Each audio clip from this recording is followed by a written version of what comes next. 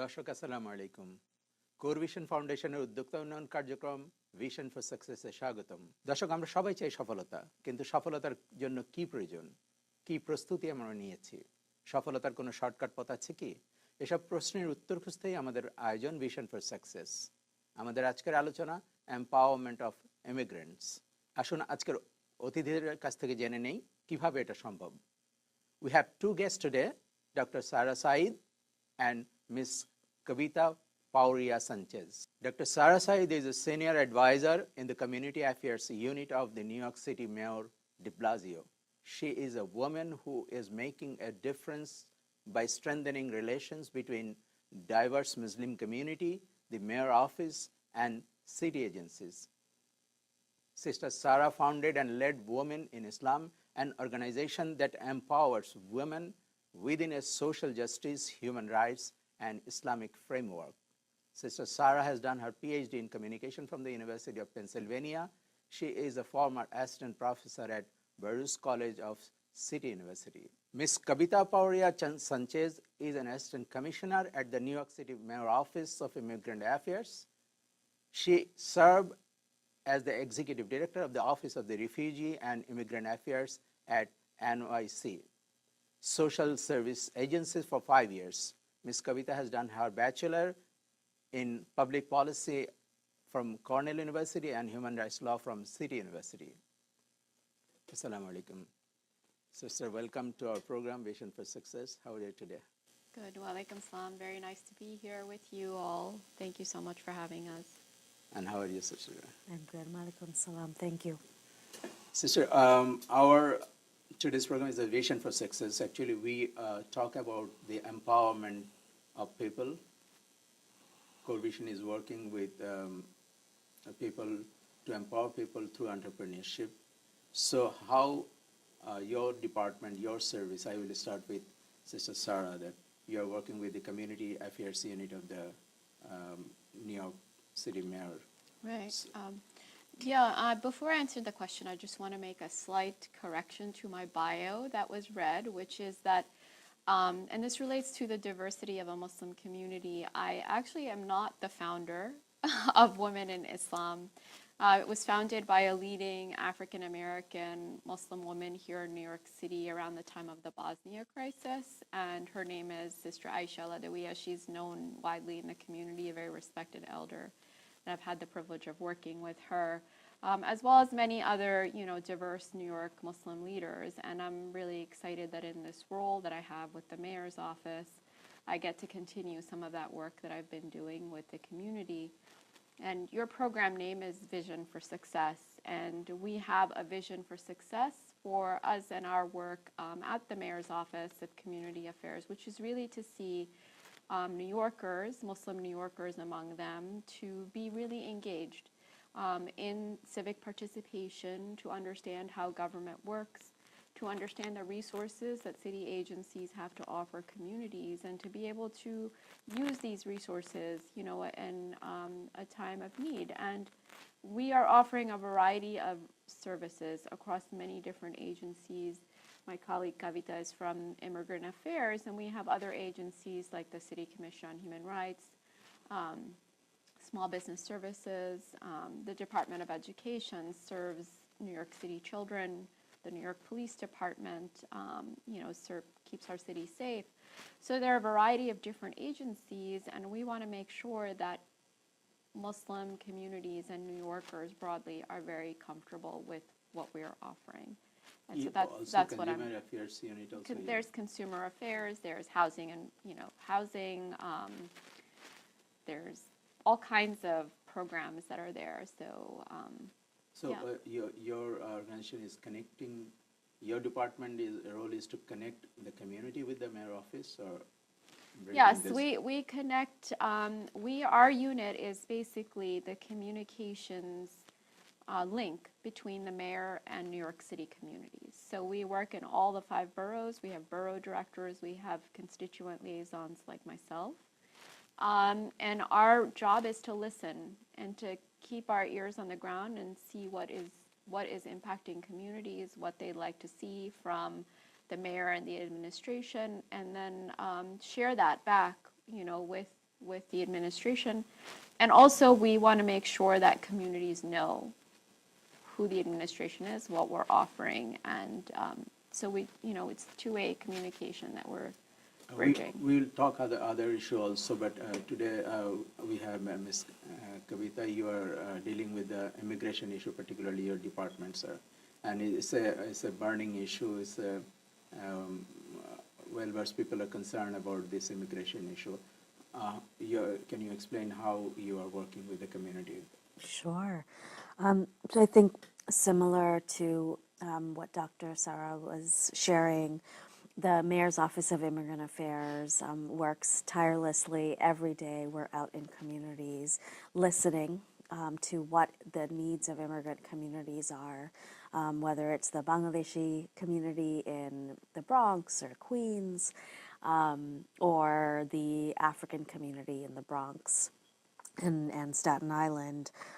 We've worked really hard to touch every community in New York City, listen to what the largest needs are, and then respond to those needs through various policies at the city level, fighting for against or for various policies at the federal level, including immigration, and then starting and growing programs that serve the needs of immigrants. So I'll speak briefly to a number of those programs. The first, of course, that we often speak about and is our largest program is IDNYC, which offers free government-issued identification to any New Yorker who can provide the appropriate. So those who are undocumented, they can also take this IDNYC? Yes.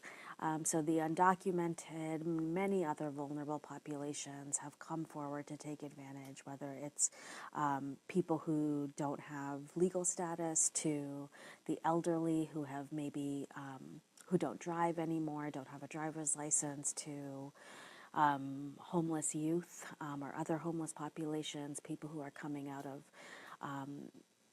incarceration experiences, as well as just everyday New Yorkers.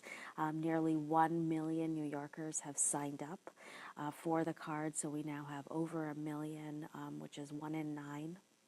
And you can sign up very, very easily. We have 27 offices located in the 5 boroughs, and we also, at any given moment, have several pop-ups in different communities that are not served by the offices. What is the requirement for this IDNYC?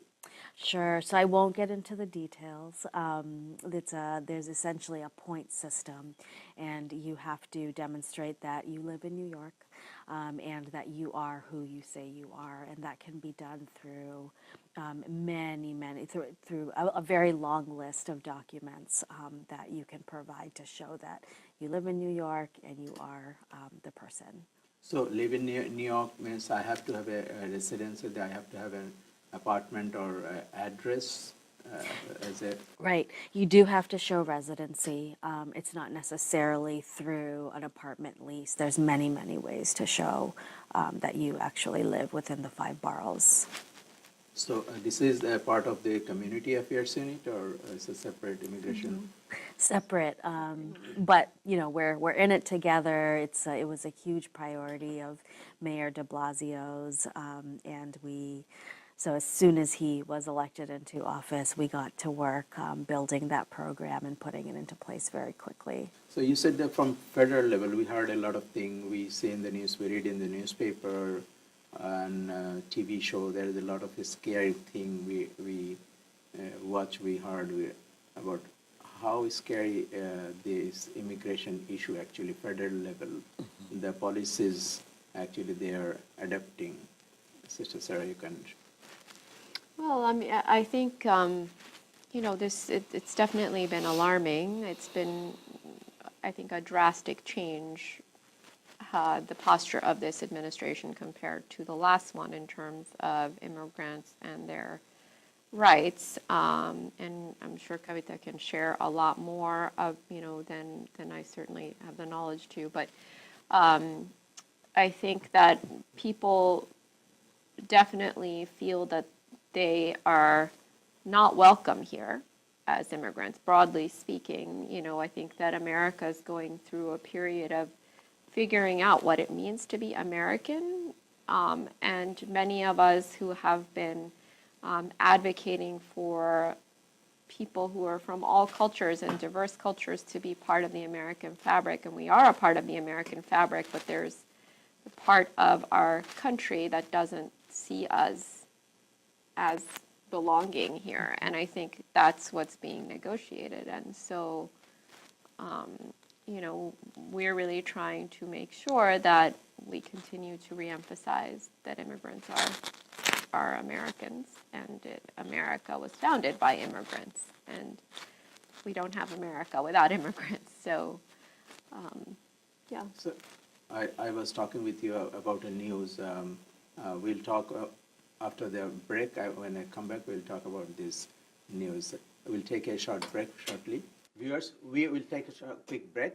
We'll come back shortly.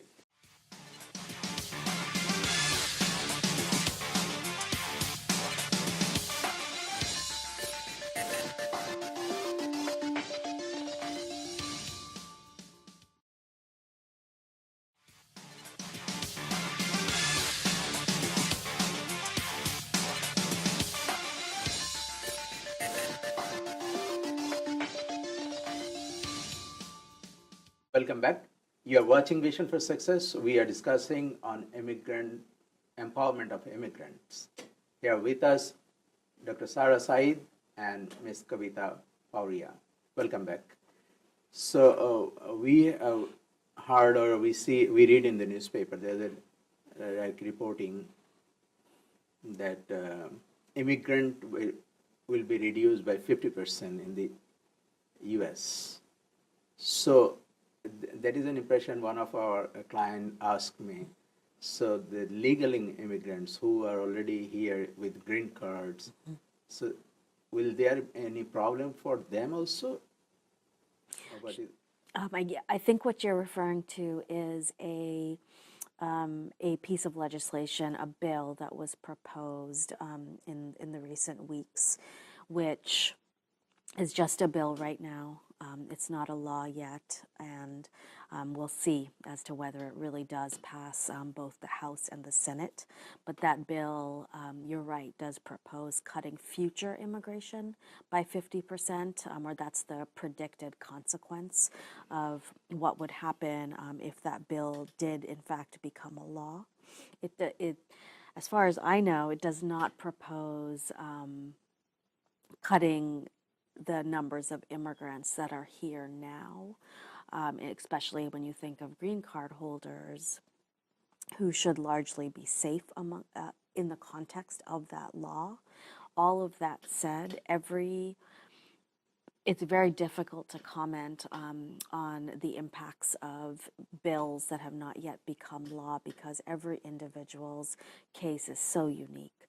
So what we really recommend is that individuals who are worried about their status in any way find and work with a trusted immigration attorney. The city provides free, safe, confidential legal services around immigration issues. We do that through a program that's called Action NYC. It's been around for over a year now, and we have locations all around the city where people can go into a community-based organization that's supported by Action NYC and connect with free, safe, trusted immigration help. The attorney is free of cost. That's right. And are they available, or they have to wait for long? It really varies, but what people you can make an appointment in advance, and you can do that by calling 311. I will also say that we have another program that specifically focuses on helping green card holders or legal permanent residents become citizens. That program is called New York Citizenship, and we have locations at many of the libraries around the city where, again, you can get free, safe legal help at those locations. And you can also make an appointment and get more information by calling 311. And it really is important that people have access to legal services that are trustworthy. We know, we're So hearing. they are in the library, right? So make appointment in the library there. Yep. The citizenship program is at several libraries around the city, and Action NYC is at many community-based locations, at organizations, and we're also expanding into schools as well as hospitals. So when somebody is about to deport, and what they can do, what should immediately what they can, how they can Sure. respond.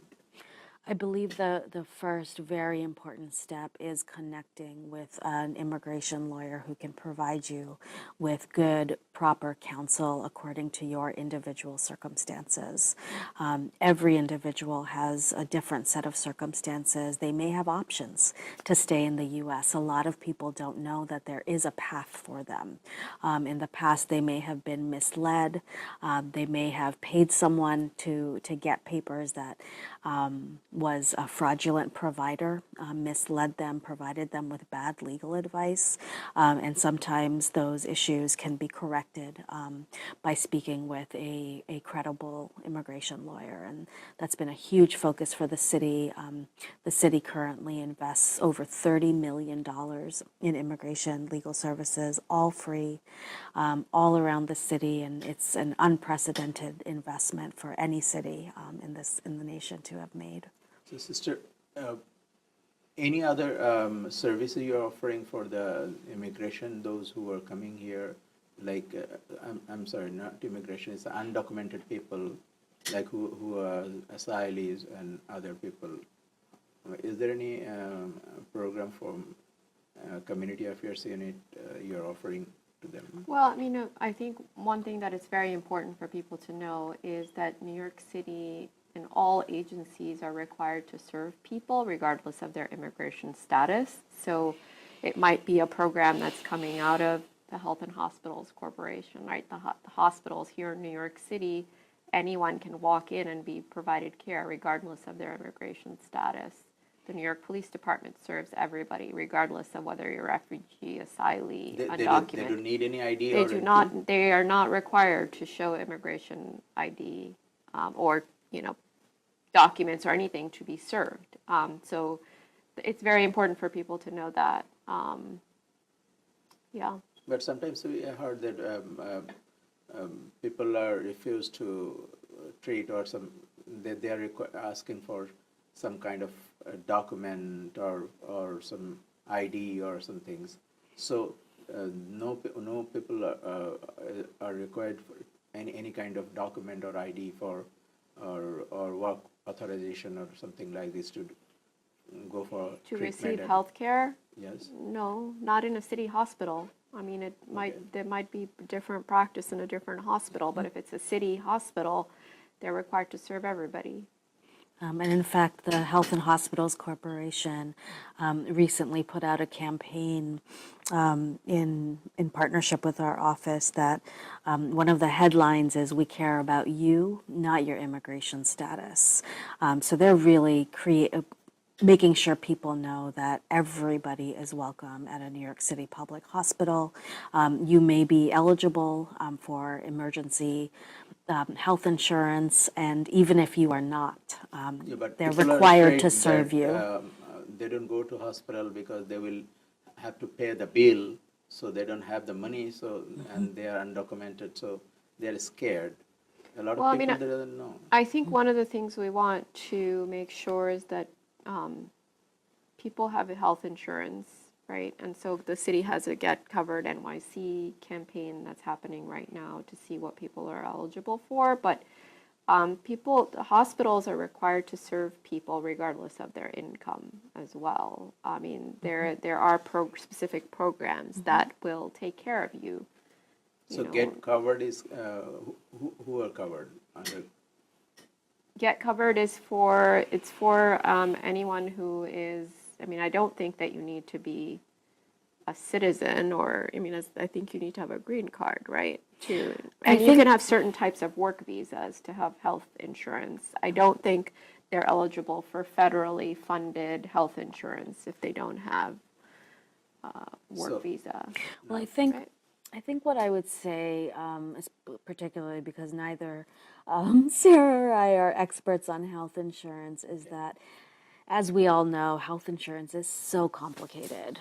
There are many, many Particularly now. programs. That's right. Particularly now, there are many, many programs. There's New York City programs, there's state programs, there's federal programs, and many people qualify for insurance and don't know that they do.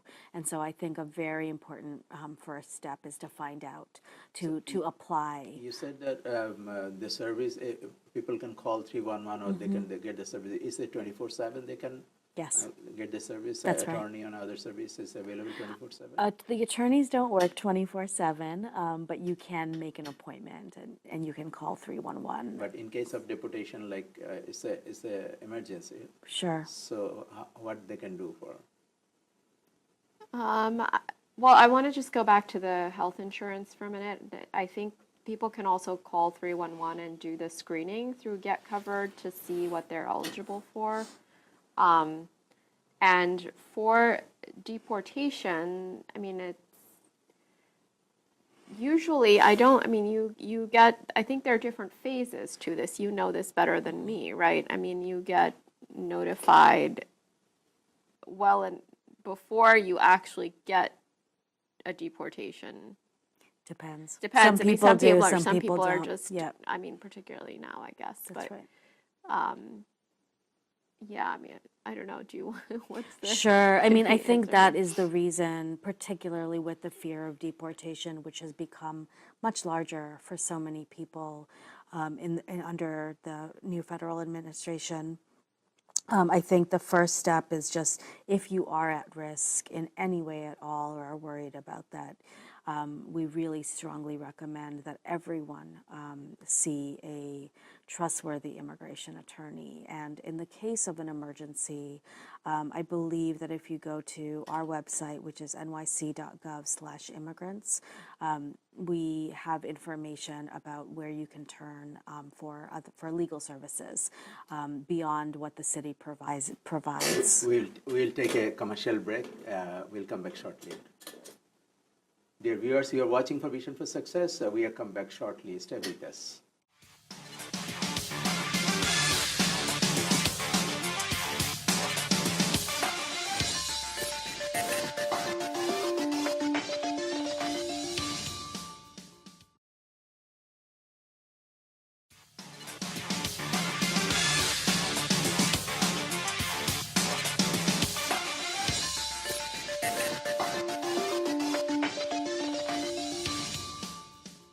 Dear viewers, welcome back. You're watching Vision for Success. Here with us, Dr. Sarah Sayeed and Ms. Kavita Pawria. Welcome back. I'm sorry for commercial break. And another thing is, like, we heard a couple of times that people are holding at the airport when they come back from, they have green card and other legal status. So what they can do over there, what precaution they can take before they leave the country, leave U.S. I no longer practice as an immigration lawyer, so I'll give a little bit of a unofficial response in what I would advise if I were in that situation or had family in that situation. I think both Sarah and I were at the airport when the Muslim ban started, and the way we were initially finding out that there were people waiting on the inside is that they had family waiting for them in the international terminal. And so I think, very important that your family, to the extent that that's possible, is aware of your arrival time, is paying attention, has information, your official legal name, perhaps even copies of your documents, and the ability to contact an attorney on your behalf if you do end up in a difficult situation for some reason. I won't go beyond that, though. I don't want to speak out of turn and play immigration lawyer in this position. Yes, sir. About the related to this immigration issue, there is a lot of fraudulent activities are in different community. The service provider, they are taking advantage of. So what are the precautions, or what are the service available, and what you can advise them to do? Yeah, I think you can speak to this as well. I mean, I do know the city has a program in the Department of Consumer Affairs that advises people on how to report if they experience immigration fraud. And we really encourage people, again, regardless of your status, your immigration status, it's very important that if you experience fraud, you report it, because that's how you help quality control. We don't want to have anyone have the same experience you have, right? So you can help by reporting it again, and you can call the city again and report on 311 if you've experienced fraud. But they're scared because they are undocumented, or they have legal. Yeah, and that's why we're emphasizing repeatedly that city services are eligible for everyone, regardless of your immigration status. The city is mandated by law to serve all people. So about the job, undocumented people can get the city job, or is there any restriction? The city is bound by the same federal labor and employment laws that everyone is, and so as a result, you do need legal status to work for the city. Okay, the SILE or undocumented people cannot work for the cities. Or So if they have to have work authorization, Yeah. there's some immigration status where you don't have a green card, but you have work authorization. So sometimes, like I was searching or browsing, there I saw an information about like illegal immigrants is a crime. So if somebody is here illegally, undocumented, is it a crime, or? No, being in the country without status is actually a civil violation. It's not a criminal violation. Immigration laws are civil laws; they're not criminal laws, even though it can appear that way in many instances. You know, for example, we see ICE wearing jackets that say police on it, which gets very confusing. Our local police do not care about immigration status. Their job is to keep New Yorkers safe. Their job is to build trust with communities, and they do that every day. We're now the safest city in the country. But, you know, I think for all the work that's happened in New York City to create that level of safety and trust, such that there is a huge undocumented community here, you know, that thrives in many ways, struggles in others. But I think, just to return to your question, absolutely, we're in a time where there are more fears, and we as a city are doing what we can to resist and to advocate on behalf of New Yorkers. Just yesterday or the day before, we sent a letter to President Trump asking him to continue the DACA program, which we're worried that it may not be continued. It is still on, but it's in the courts right now, and it's possible that the president may be interested in ending it. We don't know, but we're advocating anyway. And so yesterday we sent a letter to President Trump with a coalition that the mayor leads called Cities for Action. And 100 mayors from around the city, from around the country, signed that letter, representing over 55 million people in the country. So we will continue to do everything we can within the city to take care of our residents, and we're also advocating on behalf of immigrant New Yorkers in every way we can. So we are at the end of the program now. If you want to say a few words to our viewers. Sure.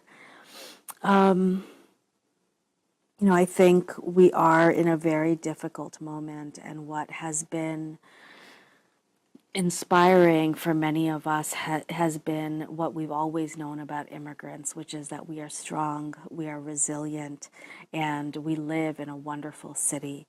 There are an endless, just really such a long list of services that are available in New York City. Many of those services do not require immigration status at all. In many of those programs, we don't even ask for it.